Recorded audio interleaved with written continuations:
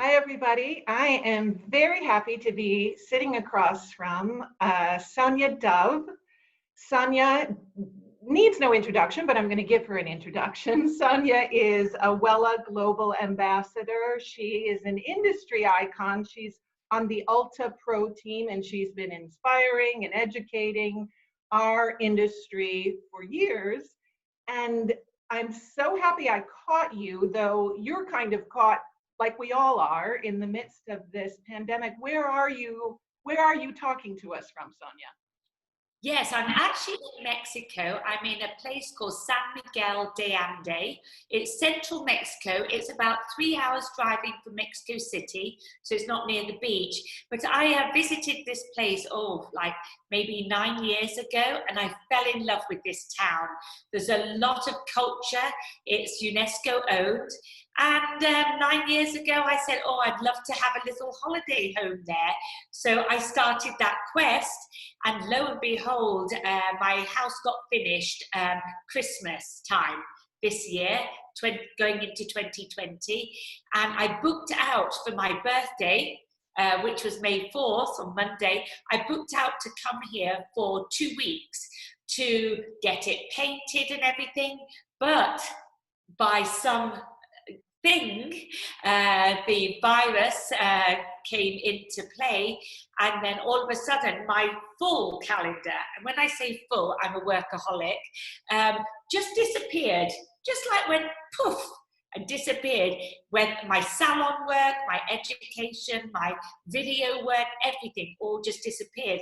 And I saw an opportunity to come down to San Miguel, and I thought, I've got no work for 3 weeks. I'm going to jump on a flight down there. I was probably one of the last flights out of Tom Bradley Los Angeles airport, because it was dead as a doornail. And I flew out and I came here, and lo and behold, 2 months later, almost, I'm still here doing my thing and doing what I can, but from Mexico. But I actually reside in Los Angeles, but the plan is to go between the two. Great. What a beautiful plan. I'm sorry that it was sort of upended and that you're there probably longer than you'd like to be. In preparation for talking to you, I went back and I looked at some of my favorite Sonya Dove stories and some of the interviews I've done with you. And I remembered a time just a couple years ago, we were in Vegas together at Wella Trend Vision Awards, and we were doing a little press junket with interviews, and the lights went out in the hotel where we were staying and everything went dark. And I was talking to you at the time, and everyone else was scrambling, and you picked up your phone and just started recording that moment. You just jumped into doing a little live broadcast in the dark. And to me, that just so illustrates who you are, Sonya, as an artist, as an inspiring figure, that you take sort of adversity and you find the opportunity in it. And I think during this time, when we are all feeling the adversity and the challenge, how have you been staying lifted? How have you been staying positive? Well, firstly, just to tag back to that occasion, because I remember it clearly. And when the lights went out, I see everything as an opportunity. I remember when social media started to come really strong, someone turned around to me and I said, oh my gosh, I'm so bad at technology. I don't know how on earth I'm going to do any social media. And they said to me, oh, you don't need to worry about it because it's for younger people.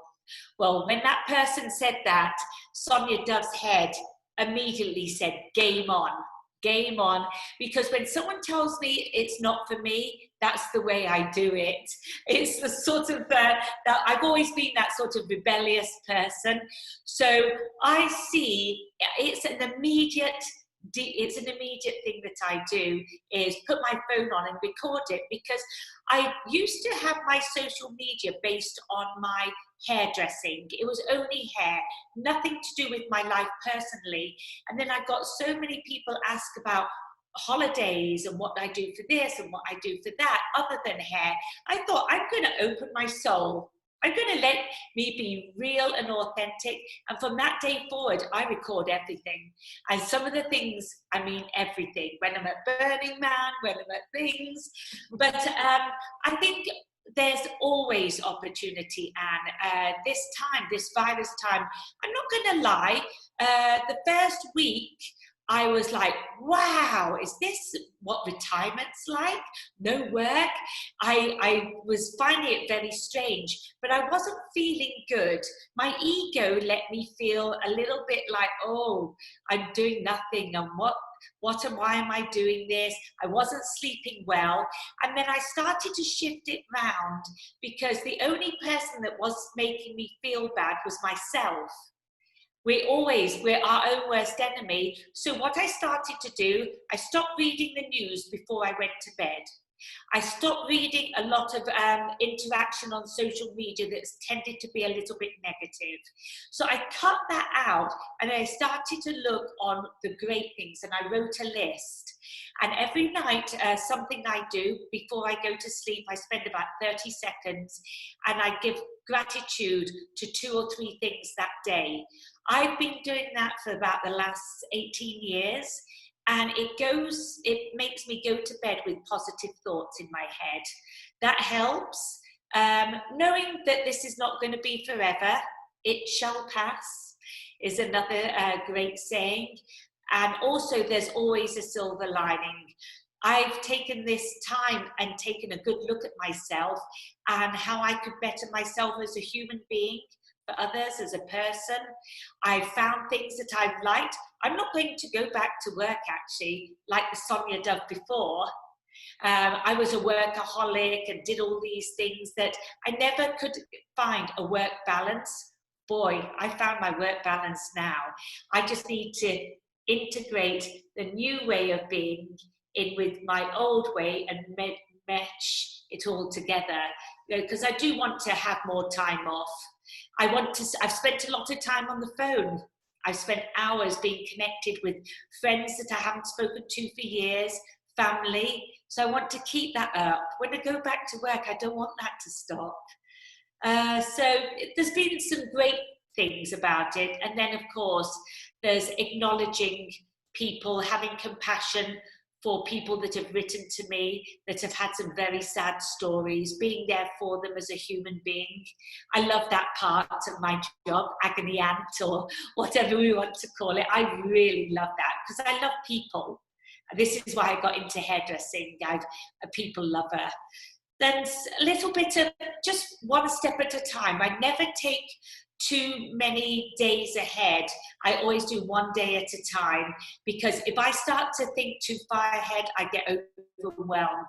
If I start to think of the salon today, I'll start to have a panic. I'll go, oh my gosh, what am I going to do? Right. And that sort of future tripping, I mean, worrying about what we don't have any control over is useless. And a practice of gratitude always kind of crowds out fear. You can't be thinking of something fearful and being grateful at the same time. You describe yourself as a workaholic, but what I've watched in the last few years is really how you have tapped into things that bring you so much joy, and then you have taken those things into your work. And you mentioned Burning Man, which I'm sorry, I just read that it's canceled for this year. Yes, it is. Yes. But can you talk a little bit about your experience there of sort of discovering Burning Man and festivals like it, and how that has inspired you in your work and in your life? Yeah, so what it was I always just sort of worked, and I never really understood what hobbies I had other than hair. And I remember I love music. I always have loved music, and I find such joy for my soul when I hear tracks of music, you know, Marvin Gaye, like old tracks or new tracks, whatever. And I feel such joy, and they really get me out of a funk. So music's something I've always liked. So the nature side of me, I love nature. Oh my gosh. And for me, there is nothing finer than sitting quietly on my own in nature, in a forest, Lake Powell, or by the ocean, and just being quiet and listening to the sounds of nature. So I've always loved that, but I've never made the time for it. So I was at a festival in Burning Man, and I was just walking around as someone walked by me and started chatting, and they said, they asked me, "Who are you?" And I said, "My name's Sonya Dove." They said, "No, who are you? Who are you to the world?" And I thought, that's a very deep question. I didn't even know the person. And they said, "What makes you happy?" And I answered, "If everybody else is happy, I'm happy." They turned around to me and they said, "Wrong answer," and walked off. Just like that. I never saw the person again, but those words, "wrong answer," stuck in my head for so many of the next few days at Burning Man. And I was able to analyze that remark. And really, it's not right that other people make me happy. I should make myself happy. So I started on a venture of reading self-help books and going to more things that I enjoyed, festivals in the nature. And I started to give back to myself like I never have had done before. And that's what gave me that shift in life. Just to be good to myself, to be grateful, like pat myself on the back and do these things. Because I had this story in my head. I was in my 50s when this happened.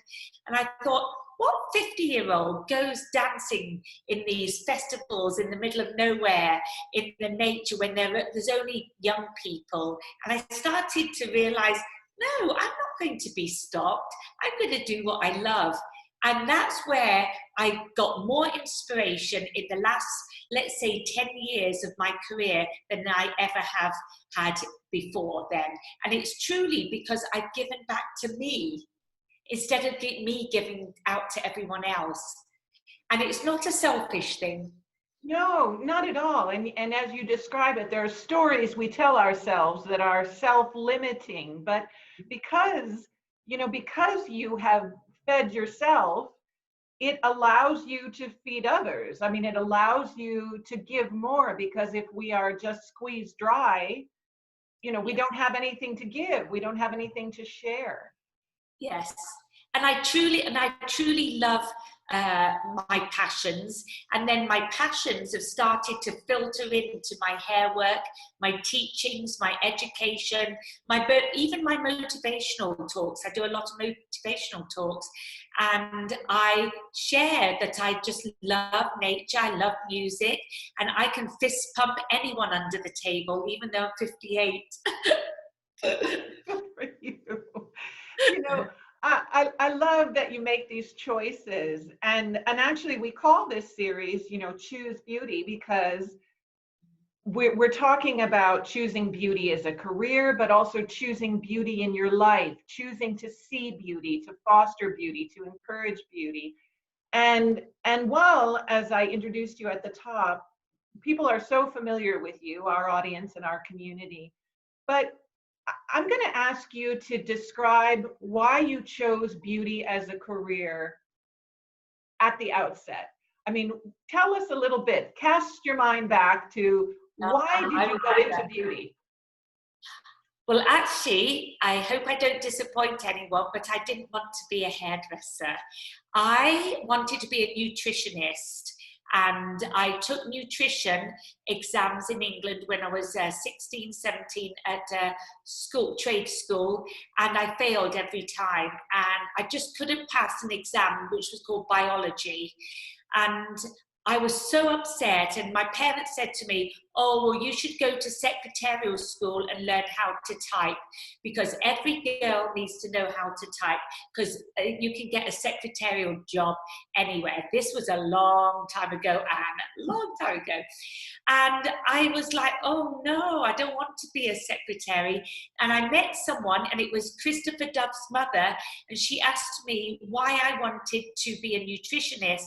And I said, oh, it's not a nutritionist that's the thing I want to be. I just want to be in a job that's with people. I want to make people feel better, feel good, and I want to work with lots of people, not one, hundreds. And she said, why don't you think about taking hairdressing? I enrolled into college and that was it. So it wasn't the hair that was the driver, it was people. I love people, Anne. And you made a remark that I have such a like for being around people. I love people. This confinement now, me, the four walls and my boyfriend, this is why I reached out. I'm going to be honest, that I reached out to you, Anne, about wanting to do something, because I have to feel connected. To see your lovely face is just lovely. You know, just to hear you is such a blessing. I feel really good and whole. I don't feel good being on my own at all. That's hence I like when I work in the salon. I work in a commission salon with a lot of hairdressers. I miss those hairdressers and my clients. So beauty is the driver, but it's people is the reason. Humanity, people. Oh, that's so beautifully expressed, and I can promise you, Sonya, you would never disappoint with whatever you share. Your truth is beautiful, and we love hearing from you. And I can't wait until we can see each other again in person. I'm going to thank you so much for taking time to talk to us and share a little bit of your story. And until we meet again. Thank you. Thank you.